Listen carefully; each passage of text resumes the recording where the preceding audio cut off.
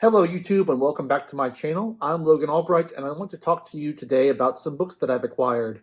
This video is a little late in coming. I had a few other things I wanted to do during the month of October to finish it out for Halloween, but last month, as you may know, I was overseas in Britain. I went to Cardiff in Wales and I went down to Penzance in Cornwall and then back up the coast to a little town called Boscastle in Cornwall and then back to Cardiff. And I had a wonderful time. And one of the things I like to do when I'm traveling is buy a lot of books. So I always travel light. I bring a very light bag with me, and I then fill that bag with very heavy books that I have to cart around the entire country, which is, a little bit of a pain, but it's worth it because I love books. And I don't know about you, but the bookstore situation in the United States is deplorable as far as I'm concerned. There are really no good, like, first-hand booksellers left. There's Barnes and Noble, but Barnes & Noble has fewer and fewer locations, and there's just not that much there. And mostly I go to secondhand bookstores these days because there's just no good place to buy books. Not so in the UK. The UK has Waterstones. Waterstones is amazing, much better than Barnes & Noble's. They have a huge selection, and whenever I'm over there, I try to go to Waterstones and enjoy it. So I want to talk about some of the books I acquired on my trip. Most of them are from a Waterstones in Cardiff, in the capital city of Wales. So let's talk about that first. Now, the first book I picked up is extremely interesting. I bought this completely blind. Actually, I bought all these books completely blind. But I saw this on the shelf in the folklore and mythology section, and I thought it looked interesting, and it was a real treat. I was amazed by how good it was. It's called Hollow Places. It's by Christopher Hadley, An Unusual History of Land and Legend. Now, this book is very vague about what it's about on the cover. It really doesn't tell you, but I just thought it looked interesting, and I picked it up on a whim, and I read almost the whole thing on my train trip down from Cardiff to Penzance at the tip of Cornwall. And the book is basically about this local legend in a town called Brent Pelham, where they have a church, and in the church there is a tomb in the wall, and inside the tomb is a man named Piers Shonks, who lived apparently around 1,000 years ago, and the tomb is elaborately carved with symbols, and it has inspired a legend about how Piers Shonks dug up a yew tree, and in the cavern under the roots found a dragon and killed the dragon. And so he's a dragon slayer named Piers Shonks in this little town, and it's a local legend that no one really knows about apart from people who live in the area. And the author had discovered this and was fascinated by it, and he decided to trace the origins of this legend in as many different dimensions as he can. So he looked for the yew tree on regional survey maps. He looked for evidence of the dragon slaying, and talked to people, got accounts of what the legends around dragons were. He looked up, records of people named Piers Shonks and what they did for a living and where they would have been. He looked up the records of the building of the church and the installing of the tomb, talked to as many people as he could, gathered as much information as he could, and it's all in this book. And it's sort of like a detective story. It's sort of like just tracking down clues and trying to figure out where this legend came from. And I found it utterly fascinating. And one of the things I love about Christopher Hadley, the author, is that he has an appreciation for the value of myth and legend. And so he's not just a debunker. He's not just trying to say, oh, this legend about dragons is stupid, there are no dragons. He does do a little bit of that because he is unearthing real details that sort of cast some doubt on the veracity of the legend, but he also says, believing in the legend has its own value, and the storytelling aspect of it that it gives to the local people is useful. And he doesn't want to kill that magic, which I really love, because a lot of these kind of folklorists can sort of debunk a lot of things and make them seem like they're not important. And he recognizes the value of myth, which I really like. So I loved it. It's pretty obscure, but if you are interested in folklore, really, I highly, highly recommend picking up Hollow Places. It's such an amazing read. I gave it 5 stars on Goodreads. And just a delight when you stumble upon something that you just didn't have any idea what it was or expect, and it turns out to be so enjoyable. That's always my favorite thing. You never know when that's going to happen. So that was delightful. That was the first book I picked up. Next, they had this whole series over there called the British Library Tales of the Weird. And they have these cool covers, and they're all different colors. And they're essentially anthologies, mostly of short stories and sometimes of short novels. And they're all centered around different themes. So there's an anthology of horror stories around, or weird stories around plant life. And there's one about sea tales, and there's one about zombies, and there's one about aliens. And they're all these different themes that they're all kind of collected together. And some of them are surprisingly specific. This is an anthology of 2 novels about haunted houses by the author Charlotte Riddell. and she is a Victorian author, and she wrote these two haunted house kind of short novels, apparently quite popular in her day, but pretty much unknown today. And I read the first one of these called Fairy Water. I have not read the second one yet, and I'm going to do a separate video on this book, so I'm not going to talk about it too much yet. But I really enjoyed them, and I think the series is really cool. I love the cover design, and I love the kind of the theme of the different colors and the different themed short stories that are all collected together, or short novels. I think it's very, very cool. So I may or may not pick up many more volumes in this series, depending on a couple of things. I did read a review online of one volume that said that some of the language had been censored, which really disturbs me. I don't like that. There were some, old-fashioned racial terms that had been removed. And I think if you're going to preserve stories from the past, you should preserve the language as it was written and not try to erase parts of it for modern sensibilities. I think that's ridiculous. So if that is in fact the case, I'll probably not be buying more in this series. So if any of you, my viewers out there in England or Wales or the UK, have read these series and know anything about them, I'd appreciate any information you could give me, because I don't want to support a series that is censoring language. But if that's not the case and it was just a one-off thing or something, I would be interested in buying more of these, because I think that they're just cool little volumes that are fun to have on your shelf. Okay, now next I have a whole collection of books that, now, if you've been watching my channel for some time, you may have noticed I have become obsessed, I tell you, with these the series called Penguin Science Fiction Classics, that is only available in the United Kingdom. And they have very cool cover designs. They have these white and purple covers with this minimalist art on the front. And I've discovered some amazing books through this series. I think the curation process of this series is just outstanding. Every book that they've chosen to be selected has been at least very good, if not like amazingly great. So I wanted to pick up more of these while I was in the UK. So I bought every one of these books that I had not already read that I could find, and I ended up getting 4.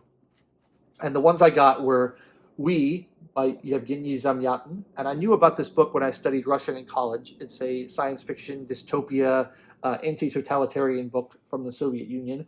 I don't know much more about it than that, but I know that it's a genre that I like and I appreciate, so I'm excited to read that one. Next up, we have Cat's Cradle by Kurt Vonnegut. I've never really read Kurt Vonnegut. I started Slaughterhouse-Five many years ago when I was a teenager, and I just didn't get through it for some reason. I'm aware of the central MacGuffin of Cat's Cradle, which is Ice 9, but apart from that, I don't really know much about it. And I feel like Vonnegut is one of those authors that is so heavily praised and well regarded that I really need to go back to him and read some of his stuff. So Cat's Cradle is a good enough place to start as any. So I'll be reading that next. Then I have Warm Worlds and Otherwise, which is a short story collection by James Tiptree Jr., Tiptree Jr., which I believe is a pseudonym for a female author. This is apparently feminist science fiction. I don't know anything else about it, but I'm excited to read it because I just trust the editors of this series to come up with very good selections, because so far I've not been disappointed by anything they've done. And then the last one is Trafalgar by Angelica Gorodischer, I believe. It's an interesting kind of hybrid word. Like Gorod is a Russian word for town, but Ischer is clearly a German suffix, and yet the first name is Hispanic. She's from Argentina, I believe. So it's an interesting kind of hybrid name. But again, I don't know anything about this one. I just picked it up based on the strength of it being in this collection, and I trust the editors. So I'm excited to read all of these. I'm expecting to get some really, some new favorites perhaps, some really good reads out of them. So that'll be a lot of fun, and I'll be doing reviews of all those individually as I read them. Okay. That's all I bought from Waterstones. So my pack is starting to get a little heavy. So then I got on the train and I headed down to Penzance in Cornwall. And Penzance is a beautiful little seaside town. I had a lot of fun hanging out there. And one of the things about Cornwall is that they have the language Cornish. Now, I've been studying the Welsh language for quite some time, and I'm getting good at it, getting decent at it, which is very exciting. And I was excited to use my Welsh when I went over to Cardiff, although I couldn't find very many Welsh speakers in Cardiff. It's primarily an English-speaking city. But Cornish is a sister language to Welsh. It is a Celtic language of the same branch of the Celtic language tree, and it's quite similar, but it's much more obscure. Wales is a living language. It's got several 100,000 speakers. Cornish was briefly dead, It had died out, meaning that there were no more living people who had learned Cornish as a first language. But it is starting to be revived, and they put Cornish on all the signs in Penzance, which I thought was great. I applaud the efforts to bring back these languages because I love languages, and I love Celtic languages in particular. So I decided that I wanted to learn a little bit about the Cornish language, and maybe when I get a little bit better at Welsh, I will move over and try to become pretty good at Cornish. And they're, like I said, they're very similar. I was able to understand a lot of the signs that I read in the town by knowing Welsh, but the spelling is a little bit different. So I picked up these two very thin volumes, the only ones I could really find on the Cornish language. This is Cornish Grammar for Beginners and Intermediate Cornish Grammar, both by John Page and published by the Cornish Language Board. Now, I asked the shopkeeper at the bookstore where I bought these if anyone actually speaks Cornish in the area, and she said yes. She said that there are kind of, hobby societies that get together and speak the language together, but it sounds like it's quite a niche thing and that not that many people speak it as their everyday language. And like I said, like everybody I encountered was speaking English. It's clearly not the dominant language there, but I hope that it becomes more prevalent and that it comes back because it's a beautiful language, and Welsh is a beautiful language, and all these Celtic languages were sort of driven out by the English, and I want them to come back because they're beautiful. So I'm going to do my part and learn a little Cornish and hopefully help keep that language alive. Good. Okay, so after I finished my journey in Penzance, I traveled up the coast and went to this little town in Boscastle. Boscastle is a beautiful, beautiful harbor village. It was actually my favorite place that I went over there on the north coast of Cornwall. It's got this lovely little harbor surrounded by cliffs, and it's just picturesque and amazing. It's not really I think it's mainly a touristy town because there weren't really any residences in the part of Boscastle that I was in. There's a big hill, and on one side there's the residences and the grocery stores and everything. And then a couple miles away down the hill, there's the little tourist town with just shops and restaurants and pubs and hotels and stuff. But it's very small and very quaint and very beautiful. And I stayed in a hotel that was reportedly haunted, although I did not see any ghosts, and the proprietors of the hotel refused to confirm or deny the existence of any ghosts there. So that was a little bit frustrating. But the main reason I wanted to go to Boscastle is that they have a famous witchcraft museum there. And I'm very interested in witchcraft and the occult. My entire shelf behind me is covered in books on that subject. So I wanted to go there and check it out. And this is sort of the home of a publishing company called Trove Books that publishes a lot of occult and witchcraft-based books out of Cornwall, and there's a whole society around there. So I wanted to go to this museum, and I did, and it was a great museum, and I'm really glad I went. It was beautiful. If you were ever in the area of Boscastle in Cornwall, highly recommended that you go to the museum. And the museum has a gift shop at the end, and I thought, well, I don't have enough books yet. My pack is still manageably light. I can still carry it. I should weigh it down with some more. So I bought 2 more books there. I bought these 2 books called The Gnome Manuscript and The Gnome Grimoire by Wilmar Tal. Now, I knew about these books through reputation. There was this very mysterious Dutch manuscript that was discovered that talked about kind of the folklore of gnomes in the Netherlands, and it was basically neglected and obscure for many years until a scholar or some students got together and tried to translate it and tried to make sense of it. And it's been published in 3 volumes, at least selections from it have, by Trove Books. And Trove Books is a great company. I really recommend buying from them if you're interested in that sort of thing. And the first book is The Gnome Manuscript, Part 1, Origins, Habits, and Culture, which is just sort of folklore around gnomes. I'm very interested in that because I love folklore, and I love anything about kind of the fairy world or elves or trolls or anything like that is right up my street. Love all that kind of stuff. And then the second one, Part 2, is The Gnome Grimoire, and this is magical workings with nature spirits. This is a little bit more practical and talks about some actual rituals or spells that you can cast. And so I haven't started either of those yet, but I'm very excited.